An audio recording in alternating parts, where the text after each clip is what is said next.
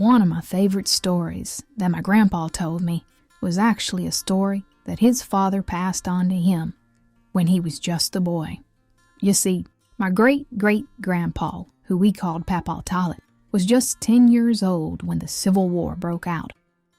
And he was 14 years old when it ended. They lived up on Buttermilk Road, at the very back of a deep holler on the side of Thunderhead Mountain. Anyways, when the war between the states broke out, there was a bunch of excitement in the area one morning, as an entire Confederate battalion marched through the area. I tell you, they marched 4 men deep all day long as they crossed over our farmland.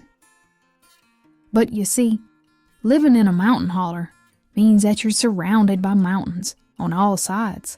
And if a fella keeps on marching long enough, eventually he's going to have to climb over the mountains to get to the other side. Well, anyhow, the Confederate general decided that it was getting late and that the troops would just camp out and spend the night across the creek right next to Papa Tate's farm. And you better believe, I tell you, they had never seen so many soldiers before. And Papa Tate said he couldn't get a lick of sleep all night long due to those fellas a-drinking and singing and telling tales around the campfire.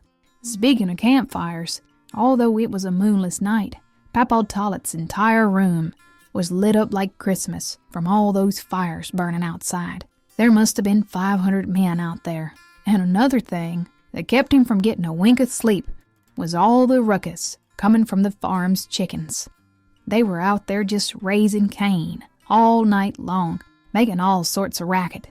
Well, anyhow, when the sun finally come up in the morning, Papa Tate went out to get some eggs for breakfast, but there wasn't a single egg to be found. In fact, there wasn't a chicken to be found anywhere. That's right, they were all gone. And that's when it dawned on him. Well, I'll be darned, those blasted soldiers stole all of Mama's chickens last night. Out of curiosity, Papa Tate decided he would walk across the creek to see what those soldiers were eating for breakfast. And when he got close enough to their camp, all he could see was countless pots of chicken boiling over open fires. Chicken soup, chicken stew, roasted chicken, chicken on a stick. There was even chicken and dumplings cooking. The entire place smelt like chicken. It was clear that these men were about to throw down on a huge feast to start the day. All of the soldiers were lined up with plates and forks in hand, ready to get a belly full of chicken. And just then, one of the cooks yelled out to Papa Tate and said, "Come on, son, get in line and get you a plate." And to that, Papa Tate replied, "No, sir, I don't much care for the taste of stolen chicken." And that cook just laughed and laughed, and finally he replied, "Son, we didn't steal those chickens.